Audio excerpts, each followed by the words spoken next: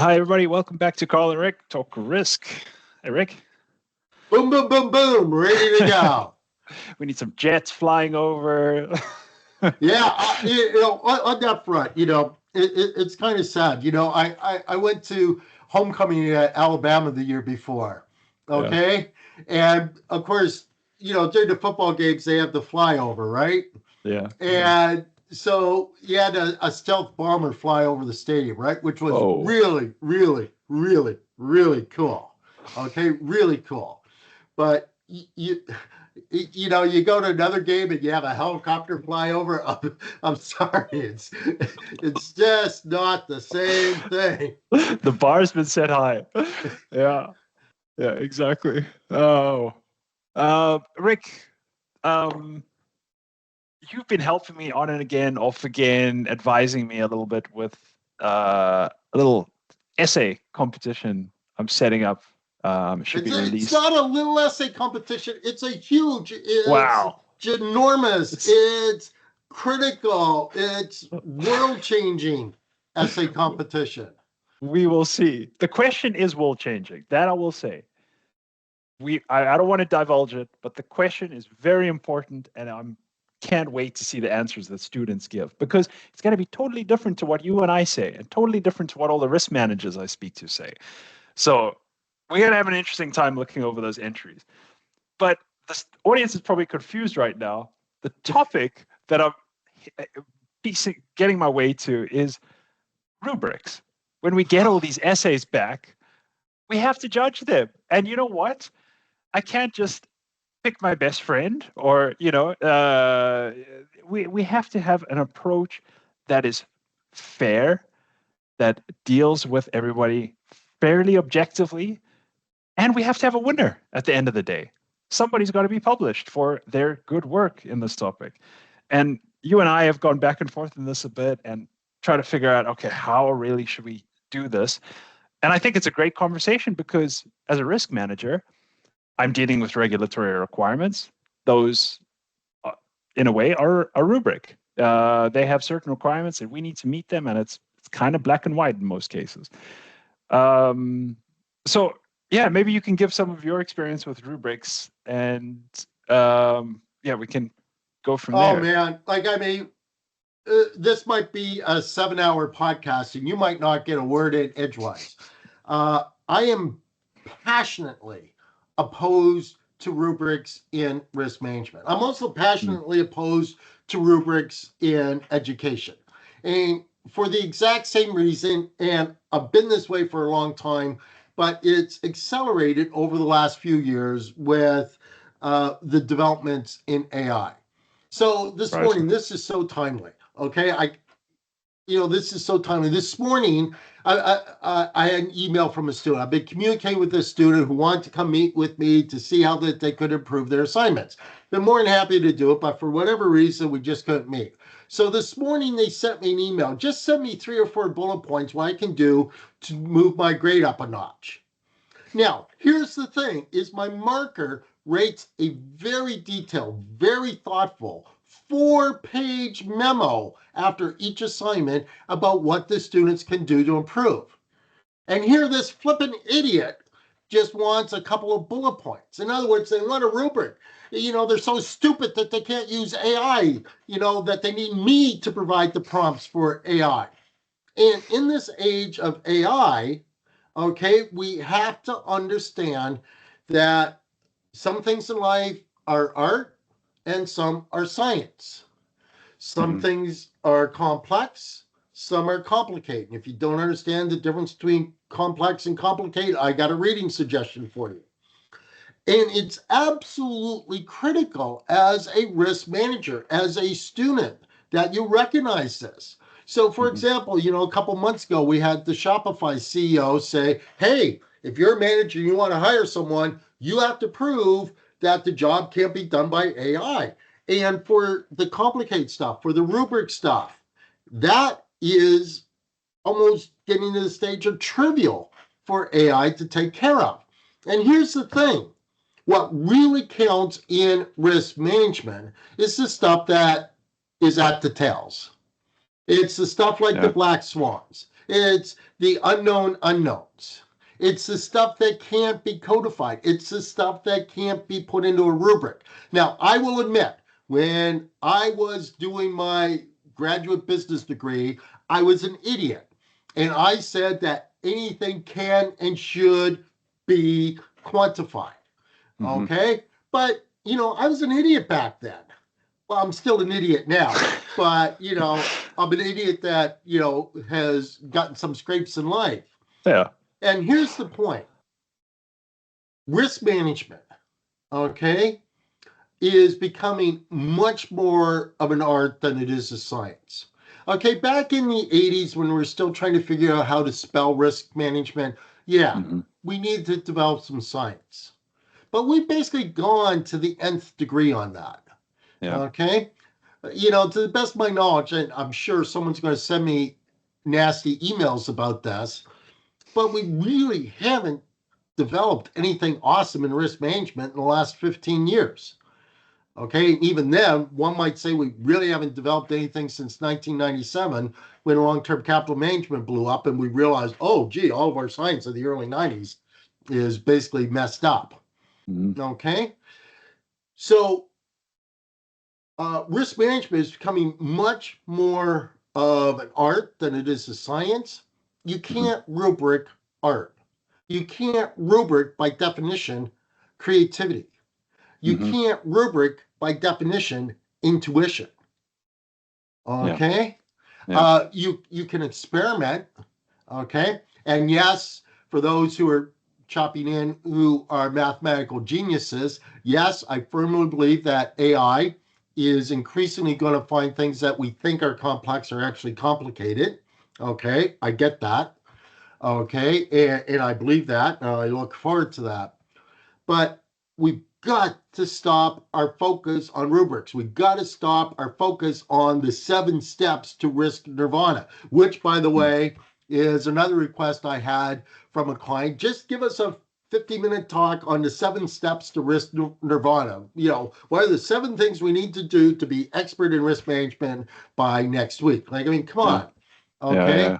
The mere fact that you're thinking, step number 1 is stop thinking that way. Yeah, exactly. The right answer kind of thinking. Yeah, I mean, I can go on, but I got to take a sip of coffee to calm down. Yeah. I mean, I agree, and I'm just thinking, even with regulatory requirements or reporting or whatever else risk does, and there's one thing getting a good enough answer that's justifiable, that's somewhat rubricy. But we need to communicate that properly. We want people following our frameworks. As a second line of defense, we want the first line, the traders, the portfolio managers, all of those people following the frameworks we set up, right? AI can maybe help us make them coherent and, everything, makes sense and the limits are set correctly and everything. But that's the cold science of it. What about the getting people to follow the rules? What are you going to do when somebody just keeps on breaking the rules? How are you going to incentivize them? AI is just going to. Or how are you going to get people to break the rules when the rules need to be broken? Yeah, absolutely. Yeah, exactly. When are they going to point and say? How do you get that understanding? How do you get that wisdom throughout the organization? Because I hate to tell you, for every rule, there's going to be context in which that rule absolutely must be broken. Yeah. And that's the traditional criticism of risk management, right? That the Department of No, of having an answer ready for situations. And risk needs to be a bit flexible. They need to be able to have these conversations and butt up against what the business is doing and explain when is it possible to do this. But it's more than being flexible. Risk management needs to think. Yes. Okay. Yes. And when you know things, you get lazy on the thinking. Yeah. Knowing muscles are very different than thinking muscles. Yeah. Okay. No, I'm not a neuroscientist. Okay. And again, we'll get nasty emails about that. But I firmly believe that knowing things is very different than understanding things, which is very different from doing things. Again, we see very clear evidence of that from B schools, we know the students that get the top marks massively underperform or statistically underperform and massively underperform on average. Yes, it's a distribution, but they Yeah. underperform in life. So what we call mediocre academic students are actually the ones that outperform because they have a fuller portfolio of sets. They have the social skills. Uh, they have Yeah. let's roll with the punches skills. They have the resiliency. Yeah. They have the robustness. Uh, to be quite frank, they have fun. Yeah.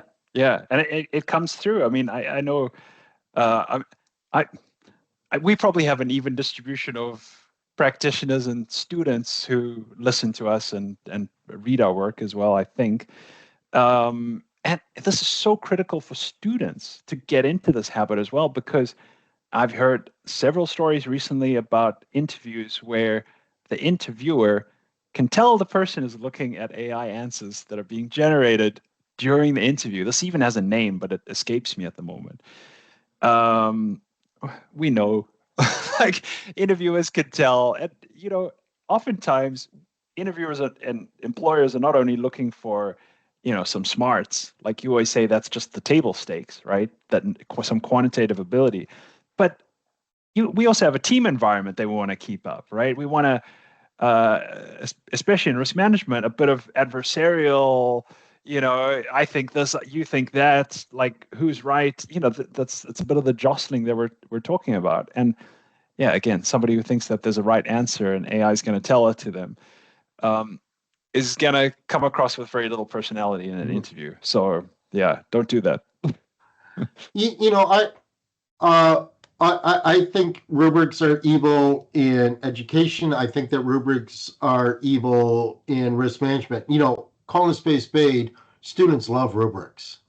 Okay, you know exactly what to do. I think everyone in life, uh, a priori, likes rubrics. But I go back to Bankers Trust. Okay, I realize that I'm probably the only one that's going to listen to this that remembers Bankers Trust. But you have to remember, Bankers Trust set up almost a vast majority of what we think of as state of the art of risk management. Okay, basically they started with the 415 report. Uh, Major development of value at risk along with JP Morgan, et cetera, et cetera.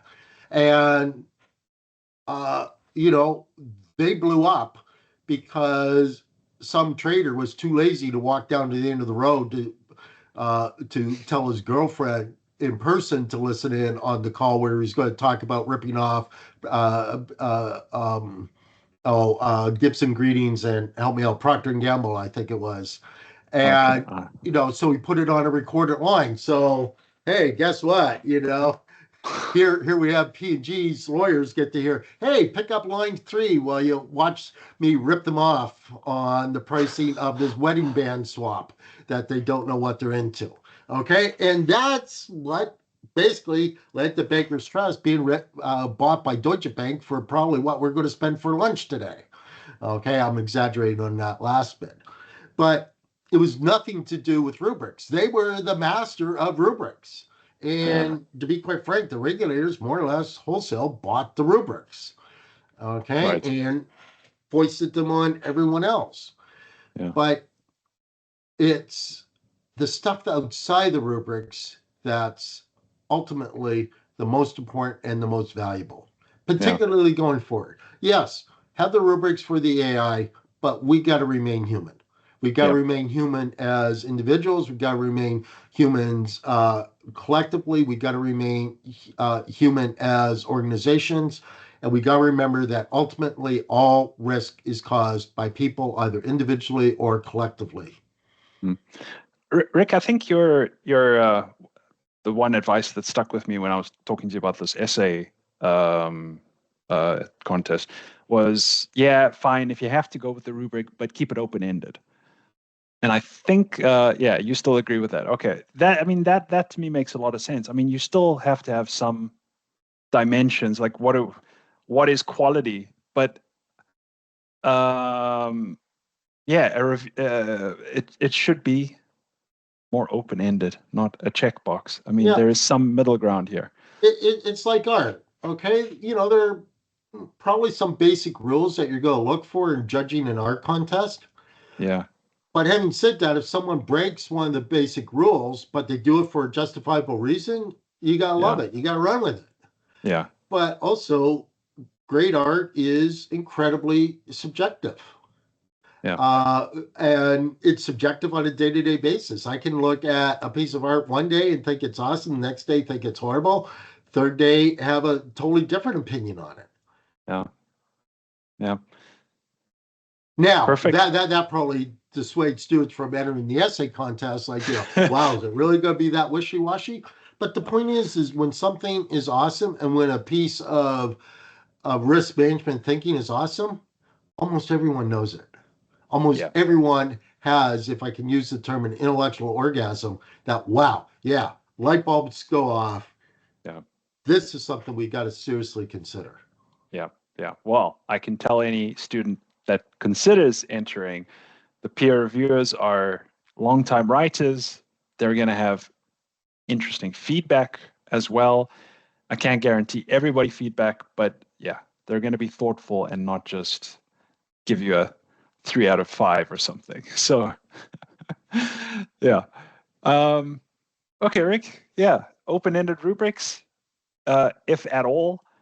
And yeah, avoid Rubrics for the scientific stuff, not for the art. And never confuse the importance of the art of risk management. Yep. Yep. And keep sight of where risk management is going. It is away from that type of thinking. Yep. All right, Rick. Until next time, it's been good. See you, everybody.